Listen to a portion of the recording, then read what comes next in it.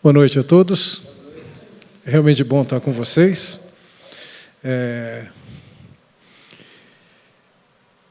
Eu penso que, em termos de missões, a primeira coisa que nós temos que fazer é aquilo que temos que fazer em Jerusalém, fazer bem feito.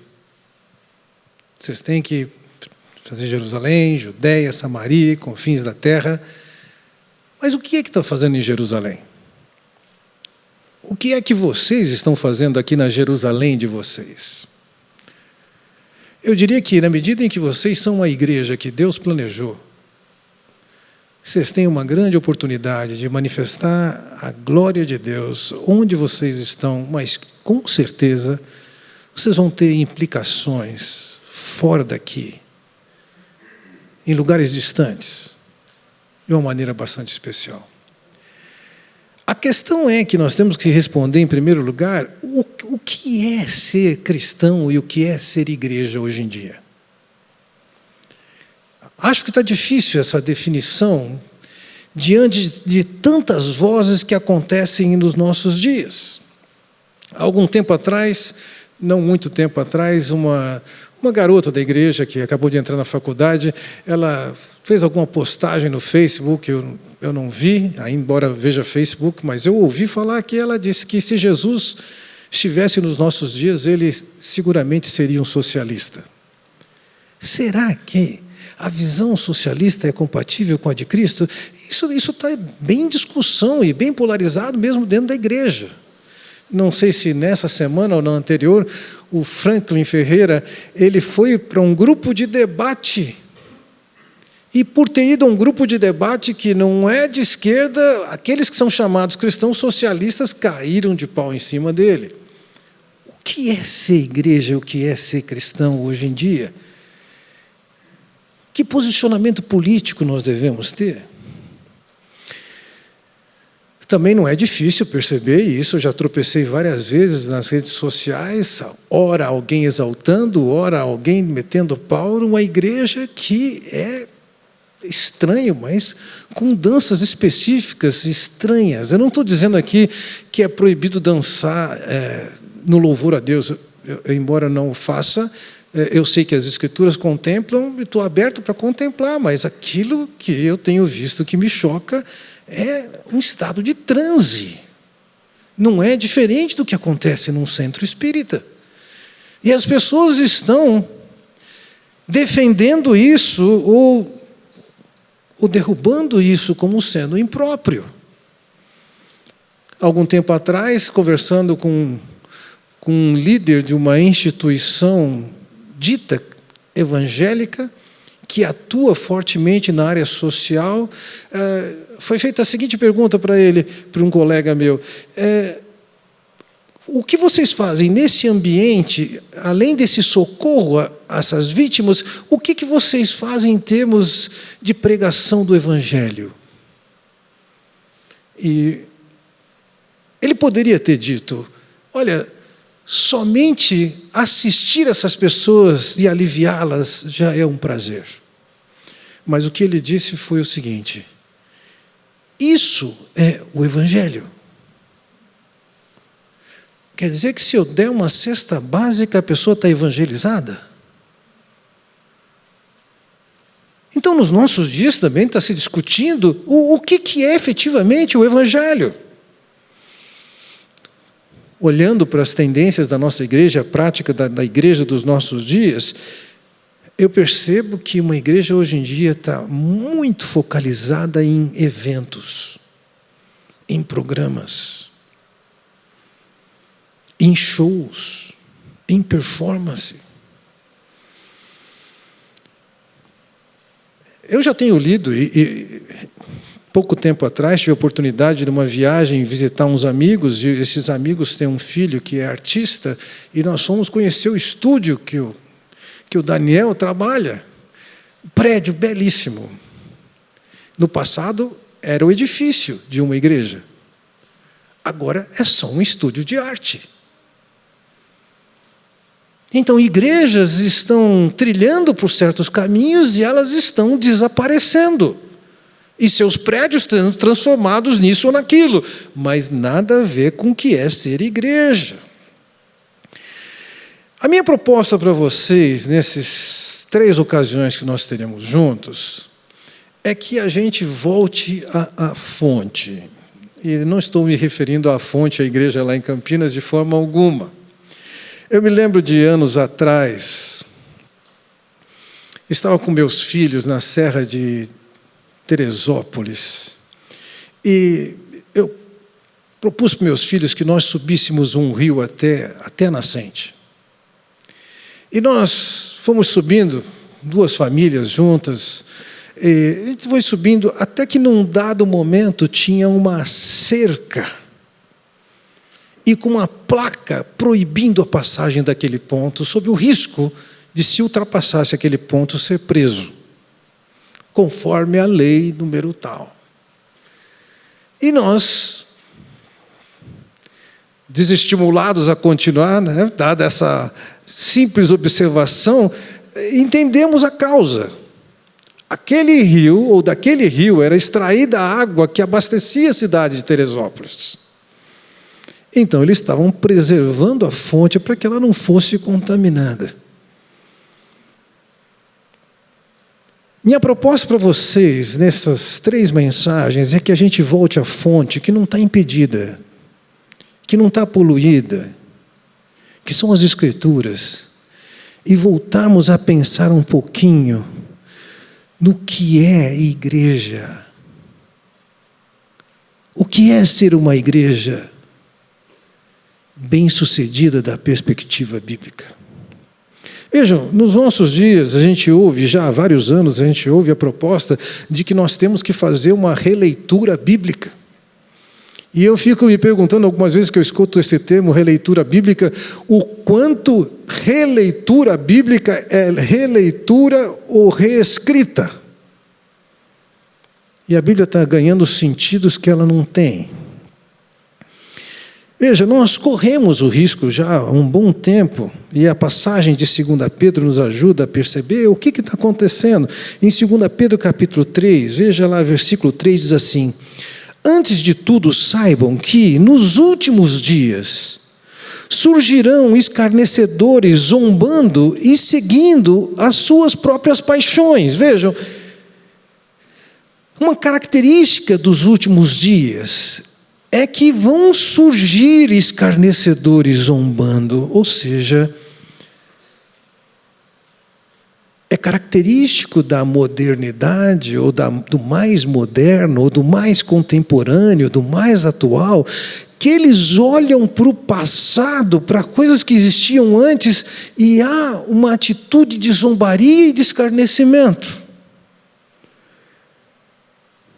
Mais ainda, no versículo 4 diz assim: eles dirão, o que houve com a promessa da sua vinda? Desde que os antepassados morreram, tudo continua como desde o princípio da criação. Eles não somente zombam de coisas mais antigas, mas eles estão desqualificando promessas feitas nas Escrituras. As Escrituras perderam a autoridade. As promessas que as Escrituras fazem perderam valor para essas pessoas.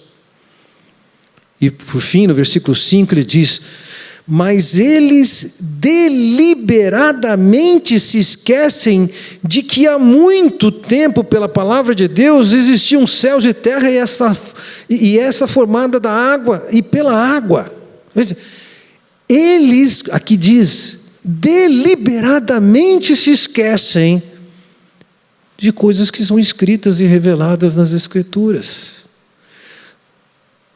Há uma tendência natural. Quanto mais o tempo passa, surgem pessoas que zombam aquilo que veio antes, que desqualificam as Escrituras e o fazem deliberadamente. Nos nossos dias, nós vivemos a mesma realidade, e essas tensões, elas vivem até hoje, elas estão colocando a igreja no mesmo risco. Bem, tantas vozes nos nossos dias, o que a gente tem que pensar em termos de igreja? Eu proponho para vocês, nesses 3 encontros que nós vamos ter, que nós consideremos 13 características que uma igreja bíblica deve ter nos nossos dias. Eu suponho que, pelo que você conhece da Bíblia, você já deve saber por que eu escolhi o número 13, certo? O que o número 13 significa? Não significa nada. Então, o número é somente o resultado da soma. Então, a minha pretensão com vocês é que eu possa falar com vocês nessa noite de 3 ou 4 dessas características, e as demais eu continuo amanhã de manhã e amanhã de noite. A primeira característica, e isso não está necessariamente em ordem de prioridade, mas a primeira característica que eu quero considerar com vocês hoje é que uma igreja, ela é bíblica quando ela tem pluralidade de liderança. A igreja tem que ser composta de vários líderes. Nós vamos falar mais à frente que também ela é composta de múltiplas pessoas servindo e trabalhando na igreja, mas por enquanto eu quero olhar com vocês que é princípio da Escritura a pluralidade de liderança. Não é um homem sendo o pastor da igreja e fazendo o verão.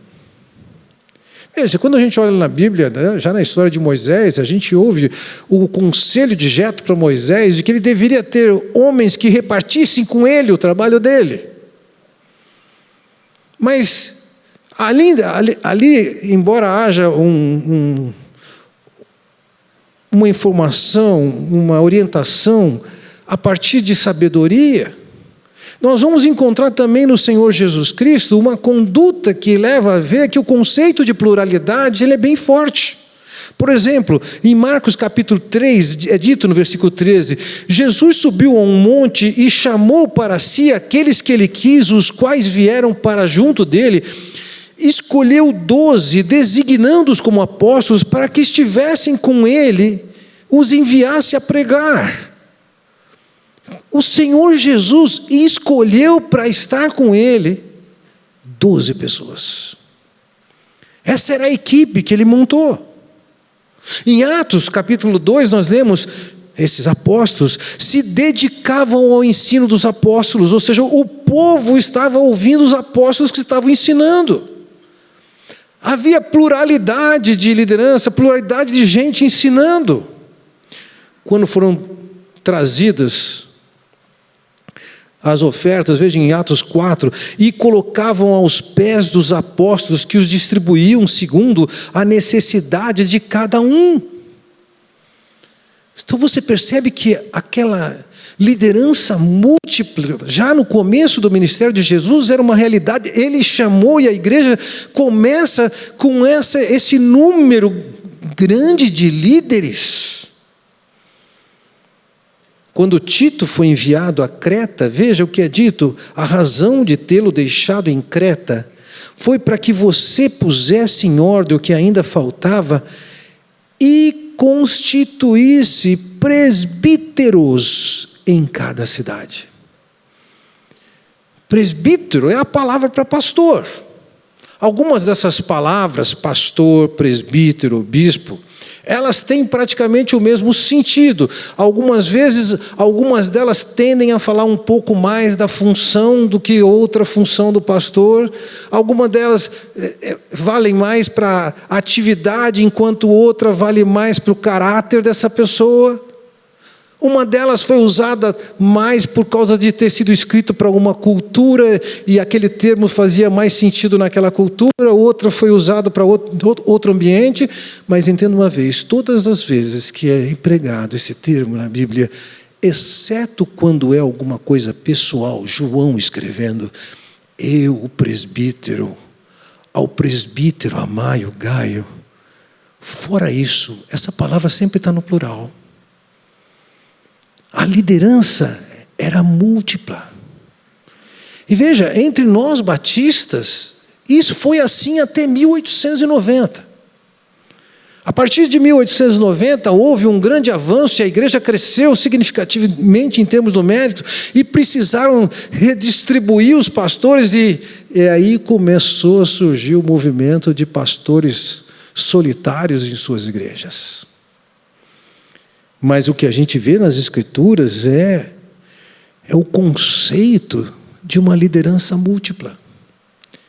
O próprio escritor de Hebreus, quando escreveu a carta, no capítulo 13, ele diz: lembrem-se dos seus líderes que lhes falaram a palavra de Deus. Observe bem o resultado da vida que tiveram e imitem a sua fé. Há uma orientação clara. Você deve se lembrar, você deve observar, você deve imitar. Mas o quê? Os seus líderes. Não é um líder somente.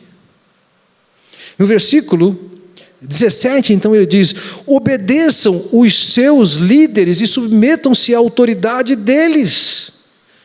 Eles, veja, são líderes, não é um líder.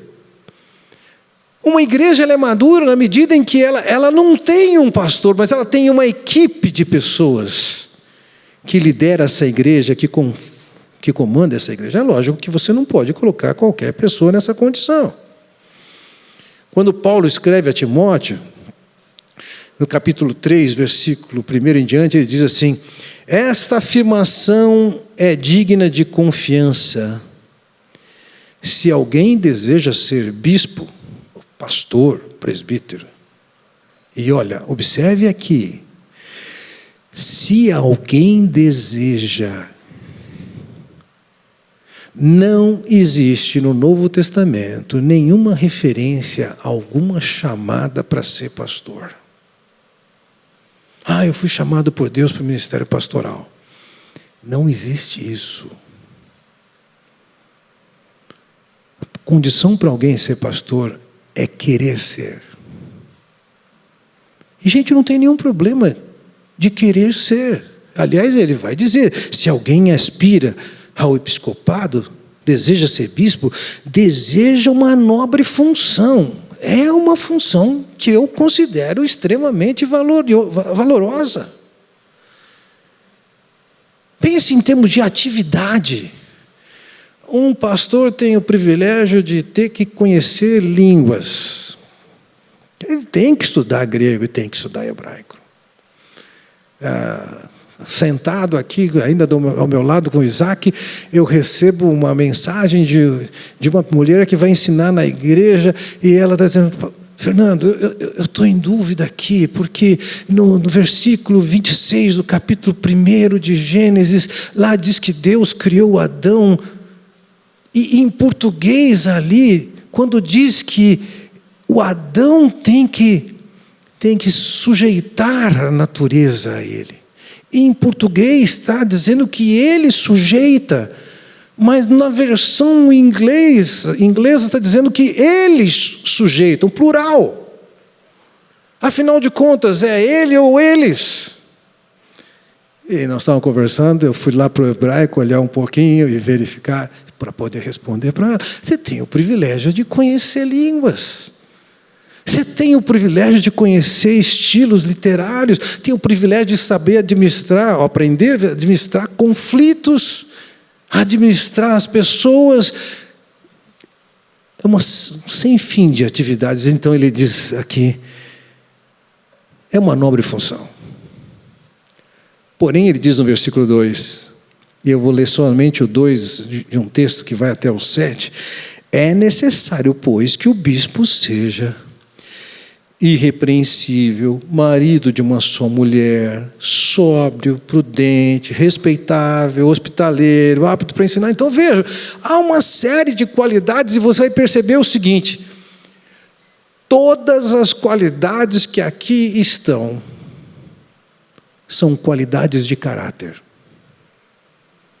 Não tem nenhuma aqui que seja qualidade intelectual. É qualidade de caráter. Então, esse é um homem que tem que ter uma certa qualificação. Por quê? Porque, basicamente, a liderança, como nós já vimos em Hebreus capítulo 13, é uma liderança que deve ser imitada. E se o padrão que você quer ver copiado é deficiente, Esse não pode ser o padrão. Veja, quando Pedro escreve a sua primeira carta, capítulo 5, ele diz: portanto, apelo para os presbíteros que há entre vocês, e o faço na qualidade de presbítero, como eles, e testemunha dos sofrimentos de Cristo, como alguém que participará da glória a ser revelada. Ele diz, versículo 2: pastoreiem o rebanho de Deus que está aos seus cuidados, olhem por eles. Isso aqui, olhar aqui é a ideia de supervisionar, de ser bispo deles. Não por obrigação, mas de livre vontade, como Deus quer. Não façam isso por ganância, mas por desejo de servir. Não hajam como dominadores dos que lhes foram confiados, mas como exemplos.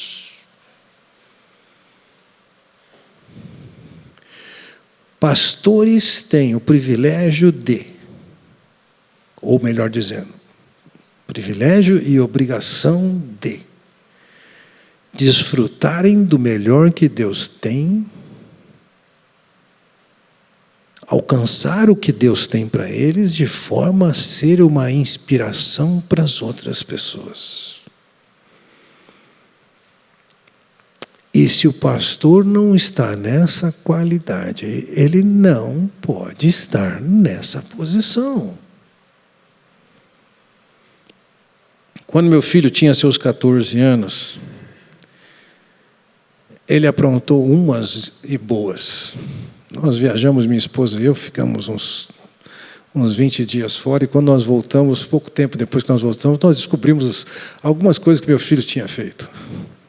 Tristeza. Eu lembro que eu sentei com ele e falei assim: meu filho, nunca coloquei para você a pressão de você ser filho do pastor da igreja. Nunca. E não quero colocar.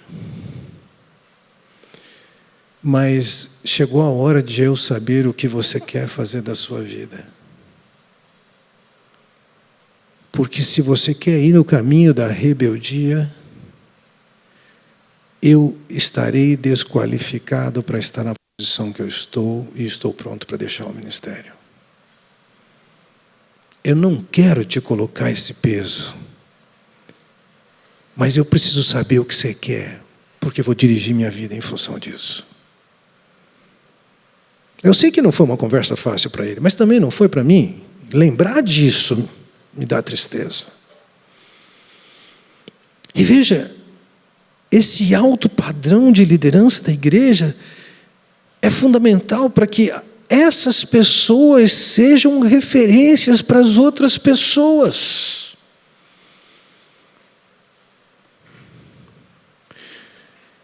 Eu me lembro de um amigo com quem eu tive uma certa aproximação, e um belo dia ele virou para mim e falou assim: Fernando, só de ver a maneira como você trata a sua esposa, eu mudei a maneira de tratar a minha. Exemplo.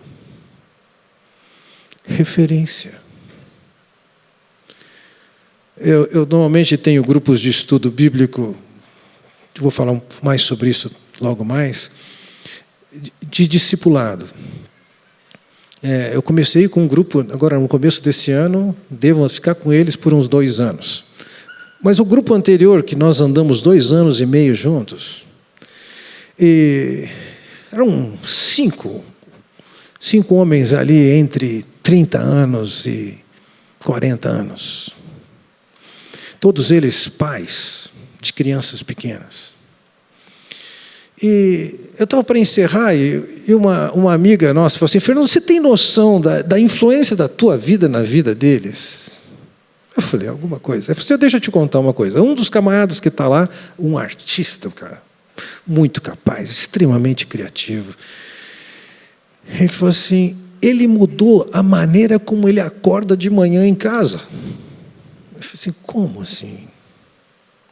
Aconteceu que um deles ia defender o mestrado dele, e porque ele ia defender o mestrado, eu ia assistir a defesa de tese dele, do colega do Isaac, Davi Kirsch. E então, já que eu ia para um ambiente que eu não conheço muito, não ia ser minha roupa do dia a dia. Eu coloquei uma roupa um pouquinho melhor. E o que eu faço normalmente é o seguinte: minha esposa, ela dorme um pouco mais do que eu. Tem dias que eu chego no escritório às 6 da manhã, um pouco antes das 6, um pouco depois das 6. Então, não faz sentido ela ter que acordar comigo. Então, eu tiro minha roupa, coloco no quarto ao lado. De manhã cedo eu acordo e saio, tomo meu banho, me arrumo. Ela nem viu, mais tarde a gente conversa sobre como foi a noite de cada um. E nós fomos para a nossa reunião convencional, às 6 e pouco, e eu bem arrumado. E eles disseram assim: não, mas às 6 da manhã já tinha notícia no grupo que não ia ter a tese dele. Algum imprevisto, foi mudada a tese. Falei: pois é, mas quando eu vi a mensagem sobre isso, eu não podia trocar de roupa, porque se eu tivesse que trocar de roupa, eu ia ter que acordar a Giane. Eu falei: vamos com essa roupa mesmo. Isso foi tudo o que aconteceu. E ela conta que a esposa do camarada comentou com ela: olha, até isso ele mudou, porque ele era um camarada que não estava nem aí. Quando ele acordava, todo mundo tinha que acordar. E agora ele tem respeito com ela. Ele também coloca a roupa dele no outro quarto, para deixar a família mais em paz.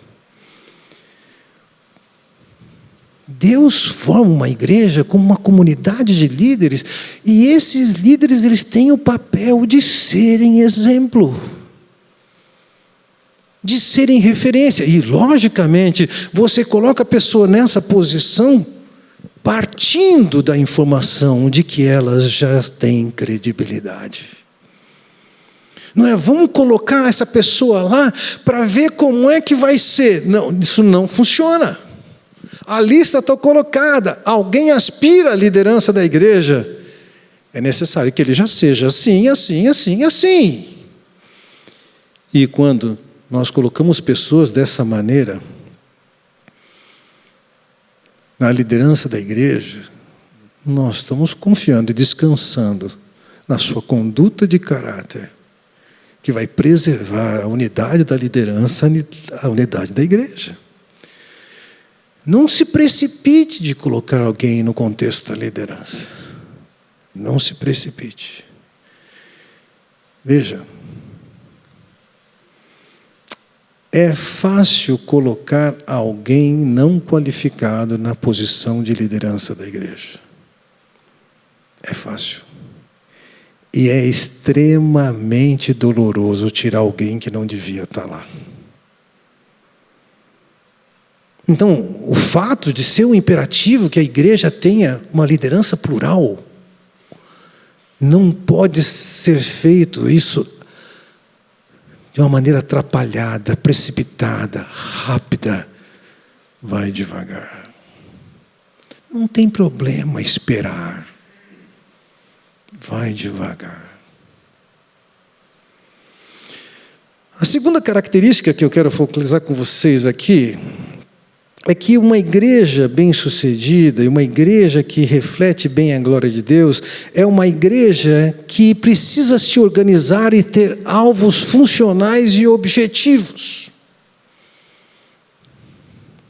Veja, existem certas pessoas que são extremamente habilidosas. Durante muitos anos, meu chefe foi o Ari Veloso. O Ari é extremamente habilidoso, carismático. Ele é um líder por excelência. Você colocava um grupo de 200 pessoas para ele ensinar, não tem conversa. Na próxima vez viriam 400, porque ele era fascinante.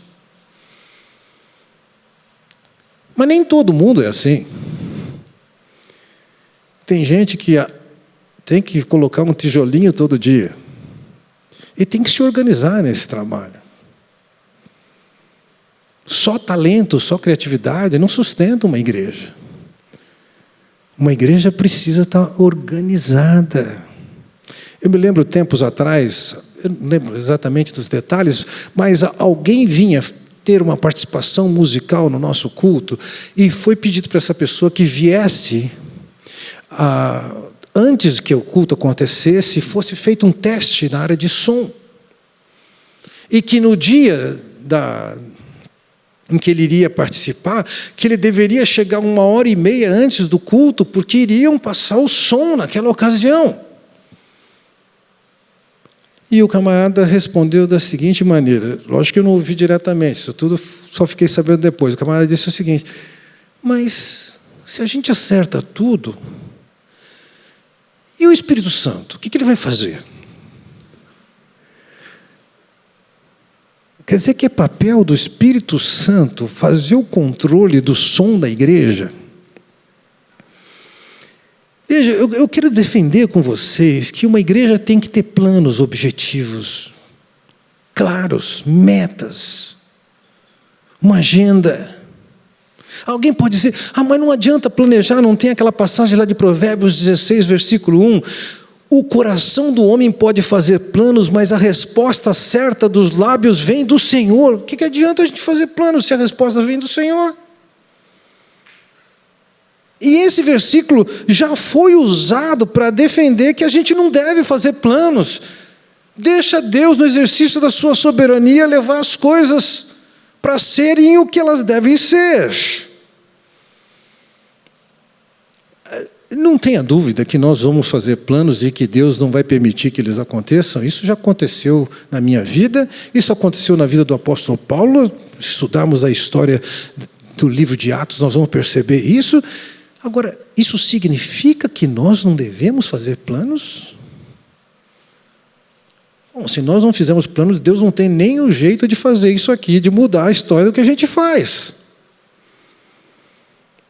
Veja, a sabedoria de Deus apontava na direção de se fazer planos. Veja, os planos mediante os conselhos têm bom êxito.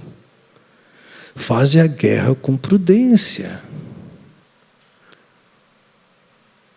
Os planos, como ele diz aqui, mediante conselho, ou seja, se eu planejo me orientando, isso aqui é aconselhável, traz bons resultados. Até para entrar numa batalha, numa guerra, ele diz, você tem que ter prudência. O que é a prudência? É considerar a situação antes, é julgar, é discernir aquela situação e escolher o que você vai fazer em função do que você está vendo. Se você está fazendo um passeio na mata e olha ali na frente uma cobra, quando você olha a cobra, você vai agir com prudência, você vai definir o caminho que vai fazer, a abordagem que vai fazer, etc. Então você percebe que plano, prudência, não são vistos de uma maneira ruim nas Escrituras. O próprio Senhor Jesus elogiou isso. Veja o que ele diz em Lucas capítulo 14. Qual de vocês, se quiser construir uma torre primeiro, não se assenta e calcula o preço para ver se tem dinheiro suficiente para completá-la? Pois se lançar o alicerce não for capaz de terminá-la, todos os que virem rirão dele. É o Senhor Jesus que está falando isso. E é possível, alguns se exercitam em descobrir que ele estava olhando para um fato ocorrido naqueles dias.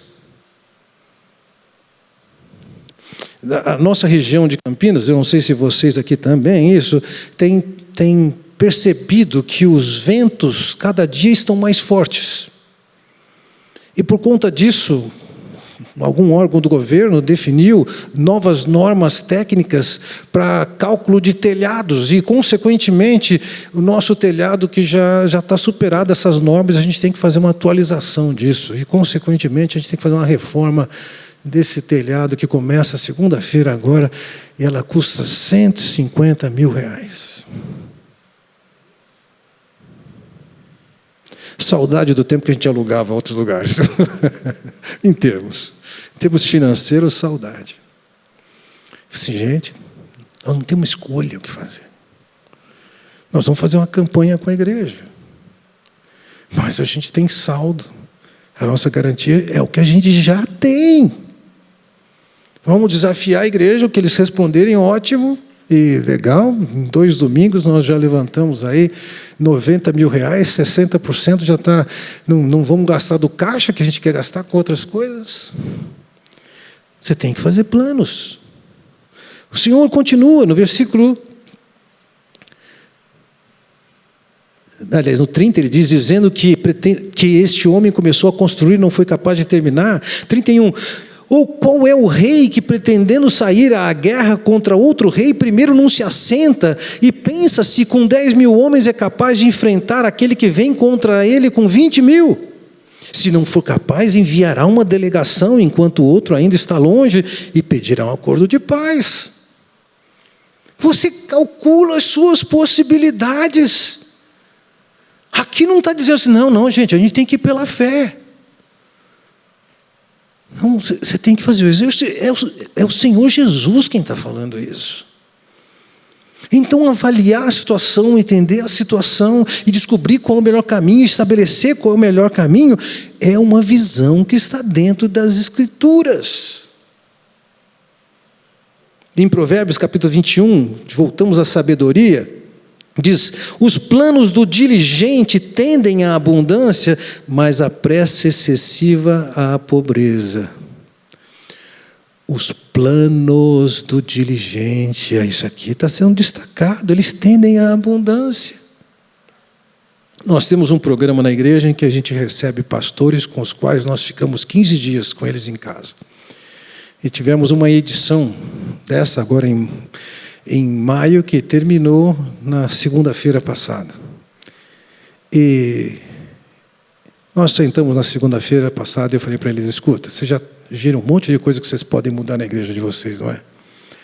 Não façam isso. É precipitado.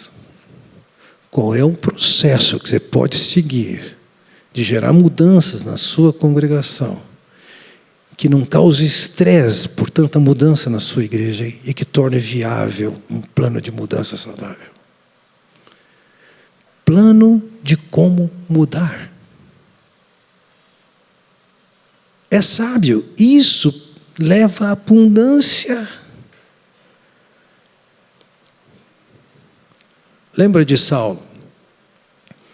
Em Atos 22, diante da experiência que ele tem com o Senhor, de conversão, ele conta que ele perguntou para o Senhor, que devo fazer, Senhor? Disse o Senhor, levante-se, entre em Damasco, onde lhe será dito o que você deve fazer. Veja, Saulo se converteu e já começou assim, o que eu tenho que fazer? Entra lá. Próximo passo, você vai ouvir lá o que você tem que fazer. Não, Deus proverá, vai em frente. Deus vai mostrar. Não, Deus está dizendo, vai ser mostrado para você o que você tem que fazer.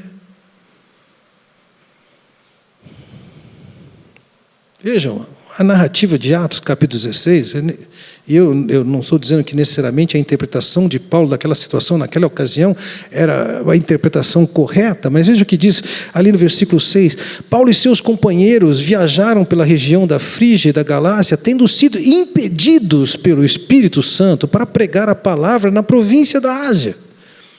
Deus, no exercício da sua soberania, faz isso. Ele chega a impedir alguma coisa. E não é porque Paulo fosse pouco espiritual. Nós temos a nossa visão humana e ela é restrita. Quando chegaram à fronteira da Mísia, tentaram entrar na Bitínia, mas o Espírito de Jesus os impediu. Então contornaram a Mísia e desceram a Troade. Durante a noite, Paulo teve uma visão na qual o homem da Macedônia estava em pé e lhe suplicava, passe a Macedônia e ajude-nos. Depois que Paulo teve essa visão, preparamos-nos imediatamente para partir para a Macedônia, concluindo que Deus nos tinha chamado para lhes pregar o Evangelho. Ele entendeu alguma coisa aqui, certo ou errado, ele entendeu isso. Ele tinha um objetivo. Veja, em Romanos capítulo 15, ele diz, mas agora, não havendo nessas regiões nenhum lugar em que precise trabalhar, e visto que há muitos anos anseio vê-los, planejo fazê-lo quando for à Espanha. O apóstolo Paulo planejava, não significava que tudo que ele planejava chegava no final onde ele tinha pensado antes. Planejamento não é alguma coisa deplorável que os seres humanos criaram. É visto com uma sabedoria dentro do livro de Provérbios, é valorizado pelo Senhor Jesus Cristo. Era bem vista e praticada no ministério apostólico. O que vocês querem ser com a igreja? O que vocês querem alcançar? Recentemente, 3 anos atrás aproximadamente, nossa igreja parou para pensar e definir o que nós queremos ter alcançado em 2040. Nós já tínhamos feito o que queríamos ser no ano 2000, definimos o que queríamos ser no ano 2020, e nós acabamos alcançando tudo aquilo que nós visualizávamos antes do tempo. Então, antes do ano 2000, nós tivemos que fazer em 2020, em 2015 e 2016, nós tivemos que fazer olhando para 2040. E sabe, eu acredito realmente que até 2040 eu nem mais vou estar na liderança daquela igreja, ou não ser o líder e visionário daquela igreja, mas a igreja já tem essa visão. E ela está caminhando nessa direção. Onde vocês querem chegar? Numa das nossas metas é começar igrejas. E eu me lembro que, logo no início de um projeto que nós temos, e estamos trabalhando para isso, de implantar uma igreja em Belo Horizonte. E um dos camaradas que chegou lá se entusiasmou com a possibilidade de estar envolvido com a igreja, mas é um camarada muito comprometido com missões, e ele queria, quando ele chegou, ele queria trazer o projeto dele de missões para a igreja. É mais ou menos como se você estivesse fazendo o seu churrasco e alguém já disse que tem o que ele quer fazer no churrasco. A brasa é sua, a grelha é sua, mas ele quer assar a carne dele na sua grelha, não só com a sua brasa. Eu falei, amigo, nós já temos objetivos bem definidos de missões. E eu não sei o que ele pensou. E ele falou para mim assim, bom, se é assim, então eu vou repensar se eu realmente quero estar filiado à sua igreja. Eu falei, isso é muito saudável. Você deve fazer isso a qualquer hora. Avalie isso. Ele não precisou de uma semana para perceber que ele estava chegando num projeto e que nós sabíamos onde queríamos chegar e que não íamos aceitar desvios. Uma igreja madura, quando ela sabe para onde ela está indo, quais são os objetivos que elas estão indo, quais são as metas, quais são os prazos.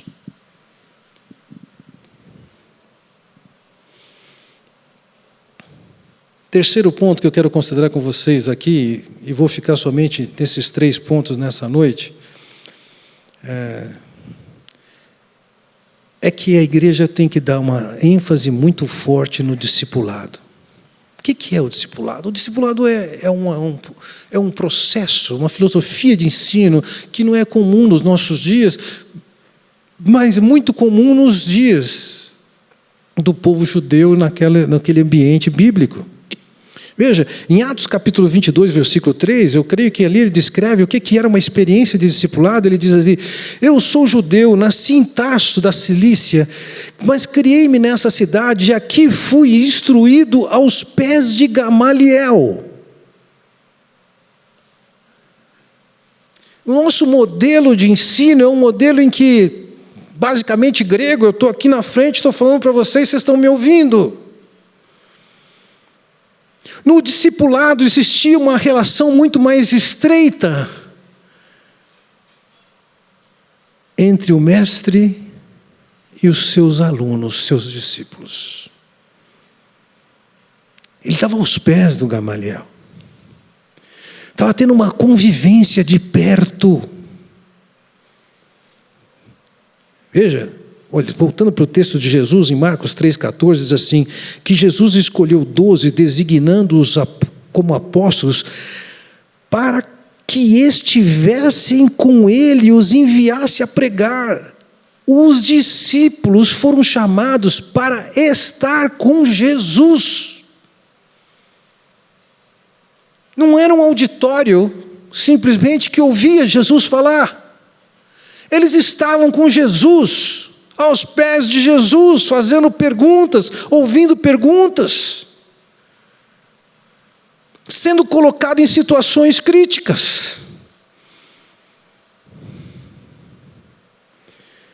Isso é o discipulado. Aliás, o discipulado já é alguma coisa que tem que começar e começa dentro de casa. Conforme nós lemos lá em Deuteronômio capítulo 6, e pegando mais especificamente o versículo 6, diz o seguinte: essas palavras que hoje te ordeno estarão no teu coração, tu as inculcarás a teus filhos, e delas falarás assentado em tua casa e andando pelo caminho, e ao deitar-te, ao levantar-te. Veja, a tarefa de educar o filho não é da escola bíblica. A tarefa de colocar o adolescente no caminho certo não é do líder de adolescentes. Era o pai que tinha a responsabilidade de ensinar, era a mãe que tinha a responsabilidade de instruir. Era ali, aos pés dos pais, que os filhos aprendiam. E esse modelo que a gente vê acontecendo no lar é um modelo que é orientado pelo Senhor Jesus, que é o que tem que acontecer na igreja. Vejam, em Mateus 28 é dito: então Jesus, aproximando-se deles disse: foi-me dada toda a autoridade no céu e na terra, portanto vão e façam discípulos. Há um bom debate aqui, com boas conclusões e boas opiniões sobre quantos imperativos tem nesse verbo, nessa frase. A rigor, na forma imperativa, embora o verbo ir possa também ter o peso do imperativo, a rigor, na forma imperativa só está: fazei discípulos. Você tem que ir. Como ele diz, você tem que ensinar. Aliás, você tem que batizar e você tem que ensinar. Por onde você vai? Você batiza, a ideia é o quê? Você está evangelizando, levando as pessoas a Cristo. E aí você está ensinando essas pessoas a obedecerem ao Senhor Jesus Cristo. Agora, no mês de abril, eu sempre tenho isso. Maio eu não vou ter, mas em junho eu vou ter. Maio outra pessoa teve, mas em junho eu vou ter outro. Mas agora, no mês de abril, eu tive um grupo de cerca de 8 não cristãos estudando a Bíblia na minha casa. Toda quarta-feira à noite, a gente se reunia. E sabe, eles receberam a Cristo. E aí eu os convidei para conversar um outro grupo na minha casa, para a gente estudar como é que a gente anda, como é que a gente obedece a Cristo agora. E o processo de evangelização foram 3 reuniões, o processo desse discipulado básico são 13 reuniões. Tinha um camarada que foi para o grupo, o nome dele é Roberto. O Roberto, a rigor, não era nem para estar lá. O Roberto, ele é anticristão. Mas um amigo dele na igreja pressionou: não, você tem que ir, vai lá. E o camarada foi, assim, meio a contragosto. Na segunda reunião ele já fez aquelas perguntas, sabe, para amargar o ambiente. Levou a pergunta por escrito, leu uns 5 minutos a pergunta dele. Ele falou: essa pergunta eu vou responder só a semana que vem. Está no contexto da nossa lição da semana que vem. E tal. Bem, nós terminamos os 3 encontros. Ele disse: olha, eu gostei demais de participar, obrigado por receber na sua casa. Estou amadurecendo para tomar uma decisão e eu quero participar do grupo dos 13 encontros. E ele começou a participar. E eu estou vendo que o camarada está crescendo. Entre a primeira e a segunda lição, na primeira lição ele fez uma pergunta salgada. Eu falei: cara, não temos tempo de tratar isso aqui. Mas tem um livrinho que trata bem esse assunto. Eu localizei o livrinho na hora ali, ó, se vocês quiserem ler sobre esse assunto, pode ler esse livro aqui. Na semana seguinte eu perguntei, alguém aqui leu o livro? O cara falou assim, eu li. Foi bom. Ele falou, achei um outro livro sobre o mesmo assunto, do mesmo autor, também li. Estou gostando desse camarada. Nós passamos todas as lições, uma tarefa para cada dia da semana, depois do encontro. Ele tinha feito tudo. Nessa semana, nessa quarta-feira, foi o nosso terceiro encontro, eu perguntei para ele, Roberto, o que você faz? Ele falou assim, eu sou professor de música. Professor de música? Eu tenho doutorado em música, estou tirando meu pós-doc em música. Caramba. Qual é o teu instrumento? Ele falou, meu instrumento é violão. Eu falei, legal. Perguntei para ele, o que você acha de você aprender umas músicas e ensinar para a gente cantar aqui no grupo, já que não tem música aqui, porque não tem nenhum músico? Ele ficou emocionadíssimo. E ele já está se preparando para, na próxima quarta-feira, ele ensinar algumas canções para o grupo que não conhece. Veja, esses camaradas, eles foram levados a Cristo lá em casa no mês de abril, no mês de maio, junho, julho, provavelmente agosto, nós vamos estar estudando os princípios básicos de vida cristã. Estou ensinando esses caras a obedecerem a Jesus. E provavelmente, depois que passar essa fase, já vai ter um líder junto com eles que vai continuar com esse grupo para uma nova fase. Porque, sabe, há fase e fase na vida de cada um. Quando Paulo escreveu a Timóteo, 2 Timóteo 2,2, ele diz, e o que de minha parte ouviste através de muitas testemunhas, isso mesmo transmite a homens fiéis e também idôneos para instruir a outros. São 4 gerações aqui. Paulo ensinou Timóteo, que ensinou homens fiéis e idôneos, e esses estão ensinando outros. Eu ouso dizer, todo mundo na igreja tem que estar num programa de discipulado. Ou ganhando, ou dando. Mas todo mundo tem que estar. Às sextas-feiras, às 6h30, eu encontro com um grupo na minha sala. Nós estamos estudando a Bíblia juntos. Esse grupo eu estou investindo lá no futuro para serem líderes da igreja. Perto de metade da liderança da nossa igreja hoje foi discipulada por mim no passado. Passado distante. Esses que eu discipulei no passado devem estar discipulando outras pessoas no presente. Como eu disse, eu comecei com um grupo de cerca de 8 não cristãos na minha casa em abril. E em maio eu começo um grupo de discipulado de como dar os primeiros passos. Nós vamos encontrar pessoas que estão entre os fiéis idôneos, os Timóteos da vida, os outros.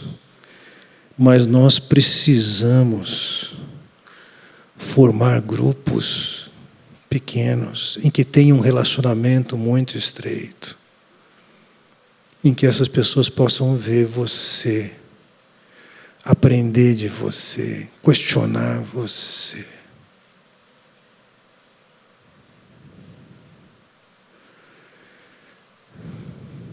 Gente, é muito legal alcançar mais gente.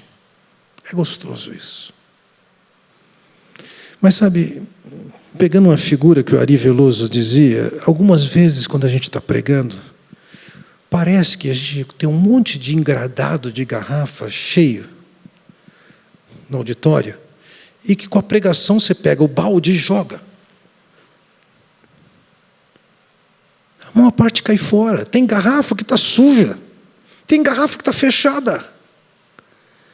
É o discipulado que permite você entender problemas, e talvez problemas que você não consiga resolver, e que você tem que buscar ajuda.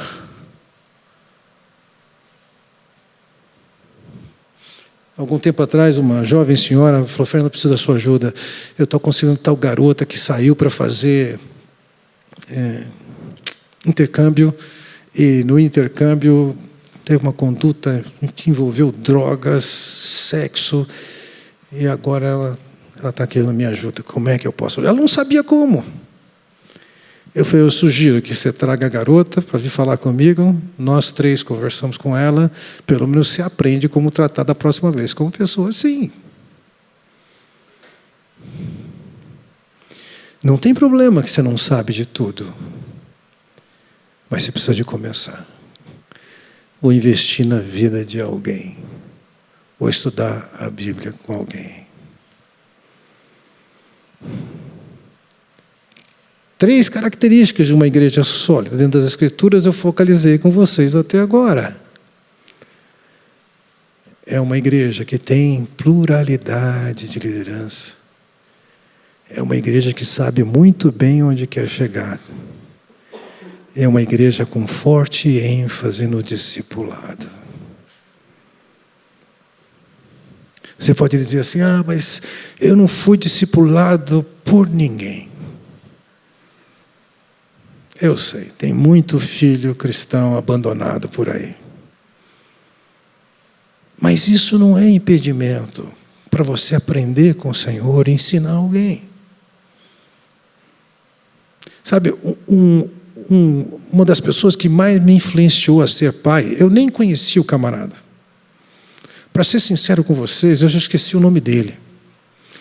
Eu só lia sermões dele. E pela maneira como ele descrevia a relação dele com a família, com a esposa, com os filhos, na literatura que eu li dele, eu falei assim, meu Deus, quero ser como esse camarada. Ele foi um dos pais por excelência que eu conheci, ainda que não pessoalmente. Uma curiosidade, ele era filho de um alcoólatra. Ele não teve nenhuma referência boa como de pai para ele. Como é que ele aprendeu a ser pai? Com o Senhor, com a palavra do Senhor, com literatura. Então, você já tem um bom tempo de cristão, não foi discipulado, é a hora de você resolver isso com Deus e começar a influenciar a vida de alguém. Essas 3 coisas têm que ser buscadas na igreja, junto com as 10 que nós vamos tentar abordar amanhã. Assim. Ok? Posso orar com vocês? Pai Celestial, quero te agradecer por essa oportunidade que temos de olhar para a Tua Palavra e perceber verdades, princípios que devem ser perseguidos, buscados, aplicados na vida da igreja, de forma que faz com que essa igreja seja uma expressão de quem o Senhor é. Que possa ter um impacto no mundo em que estão vivendo. E dessa maneira, ser uma luz, ser sal, ser graça na vida desse mundo que precisa de te conhecer. Eu oro, Pai bondoso, no nome do Senhor Jesus Cristo. Amém.